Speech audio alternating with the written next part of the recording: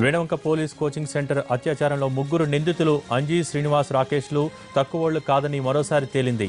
అమ్మాయిల వెంటపడటం, ట్రాప్ చేయటం, బెదిరించటం, అత్యాచారానికి పాల్పడటం ఇది ఈ గ్యాంగ్ పని. ఇటీవల కరీంనగర్ జిల్లా చల్లూరుకు చెందిన ఓ అమ్మాయిపై దారుణంగా అత్యాచారానికి పాల్పడ్డ ఈ ముగ్గురు అంతకు ముందు కూడా ఇలాంటి అరాచకాలకు పాల్పడ్డారని తేలింది.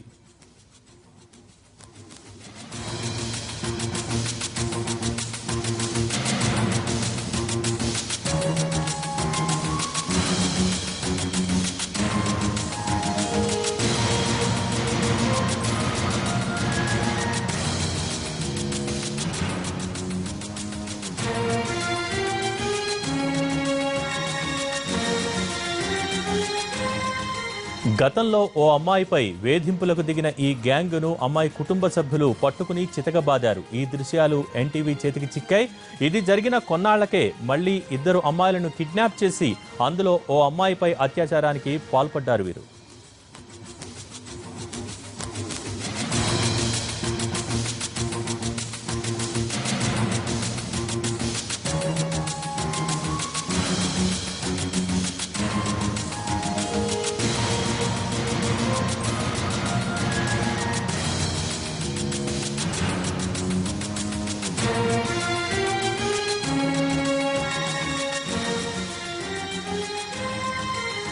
మళ్ళీ 3 రోజులకు వెళ్దాం దారి అన్నది. అంటే నేను రానని చెప్పిన, ఈ అమ్మాయిని రావే ఇంకా నేను ఉన్నదానికి ఏం భయం అది ఇది అని అన్నది. అన్నాక కొంచెం డౌట్ వచ్చింది. ఆయన పోయేసరికి వాళ్ళు ముగ్గురు ప్లాన్ వేసుకున్నారు. అంటే అబ్బాయిలు ముగ్గురు మాట్లాడుకుంటున్నారు.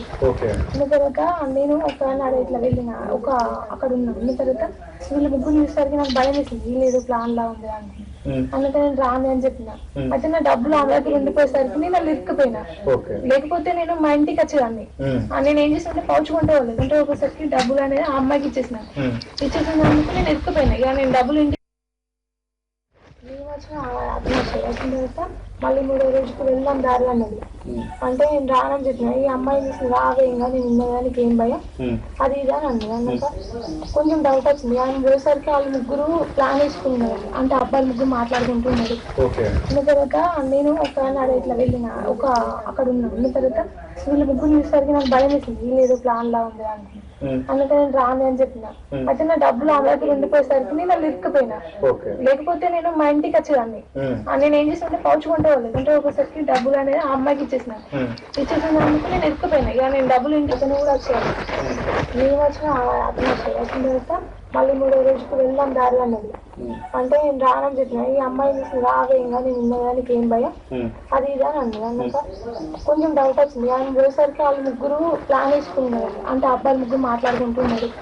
ఉన్న తర్వాత నేను ఒక ఇట్లా వెళ్ళిన అక్కడ ఉన్నాను. ఉన్న తర్వాత వీళ్ళు ముగ్గురు చూసేసరికి నాకు భయం వేసింది. వీళ్ళు ప్లాన్ లా ఉంది అని. అందుకే నేను రాను అని చెప్పిన. అయితే నా డబ్బులు ఆమె దగ్గర ఉండిపోయేసరికి నేను వాళ్ళు ఇరుక్కుపోయినా. లేకపోతే నేను మా ఇంటికి వచ్చేదాన్ని. నేను ఏం చేసిన పౌచ్ కొంటే వాళ్ళు అంటే ఒకసారికి డబ్బులు అనేది ఆ అమ్మాయికి ఇచ్చేసిన నేను ఇరుక్కుపోయినా. ఇక నేను డబ్బులు ఇంటికి కూడా వచ్చేయాలి. నేను వచ్చిన తర్వాత మళ్ళీ 3 రోజులకు వెళ్దాం దారి అన్నది. అంటే నేను రానని చెప్పిన, ఈ అమ్మాయిని రావే ఇంకా నేను ఉన్నదానికి ఏం భయం అది ఇది అని అన్నది. అన్నాక ఈ ముగ్గురు కిరాతకుల నుంచి ఓ అమ్మాయి తప్పించుకోగా చల్లూరు గ్రామానికి చెందిన యువతి వీరి బారిన పడింది. తప్పించుకున్న అమ్మాయి ఈ కిరాతకుల ఆగడాలను పోలీసులకు వివరించింది. పోలీసులు తాము బందోబస్తులో ఉన్నామంటూ అప్పుడు లైట్గా తీసుకున్నారు. కోచింగ్ సెంటర్ ఇన్ఛార్జ్ పరశురాంకు కూడా సమాచారం ఇచ్చింది. అయినా ఎవరూ పట్టించుకోలేదు. చివరకు ఎన్టీవీ ఈ వ్యవహారాన్ని వెలుగులోకి తీసుకురావడంతో పోలీసులు ఆమె నుంచి వాంగ్మూలం తీసుకున్నారు.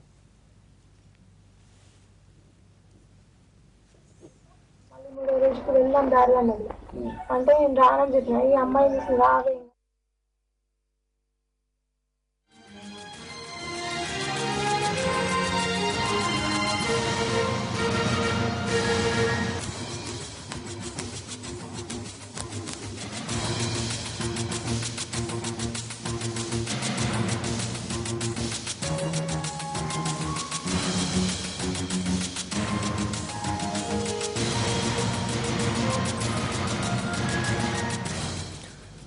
వేణవంక పోలీస్ కోచింగ్ సెంటర్ అత్యాచారానికి పాల్పడ్డ ముగ్గురు నిందితులు అంజీ, శ్రీనివాస్, రాకేష్లు తక్కువోళ్లు కాదని మరోసారి తేలింది. అమ్మాయిల వెంటపడటం, ట్రాప్ చేయటం, బెదిరించటం, అత్యాచారానికి పాల్పడటం ఇది ఈ గ్యాంగ్ పని. ఇటీవల కరీంనగర్ జిల్లా చల్లూరుకు చెందిన ఓ అమ్మాయిపై దారుణంగా అత్యాచారానికి పాల్పడ్డ ఈ ముగ్గురు అంతకు ముందు కూడా ఇలాంటి అరాచకాలకు పాల్పడ్డారని తేలింది. గతంలో కూడా ఓ అమ్మాయిపై వేధింపులకు దిగిన ఈ గ్యాంగును అమ్మాయి కుటుంబ సభ్యులు పట్టుకుని చితకబాదారు.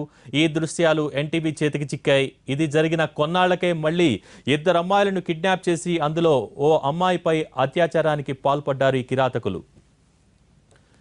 ఈ ముగ్గురు కిరాతకుల నుంచి ఓ అమ్మాయి తప్పించుకోగా చల్లూరు గ్రామానికి చెందిన యువతి వీరి బారిన పడింది. తప్పించుకున్న అమ్మాయి ఈ కిరాతకుల ఆగడాలను పోలీసులకు వివరించింది. పోలీసులు తాము బందోబస్తులో ఉన్నామంటూ అప్పుడు లైట్గా తీసుకున్నారు. కోచింగ్ సెంటర్ ఇన్ఛార్జ్ పరశురాంకు కూడా సమాచారం ఇచ్చింది. అయినా ఎవరూ పట్టించుకోలేదు. చివరకు ఎన్టీవీ ఈ వ్యవహారాన్ని వెలుగులోకి తీసుకురావడంతో పోలీసులు ఆమె నుంచి వాంగ్మూలం తీసుకున్నారు.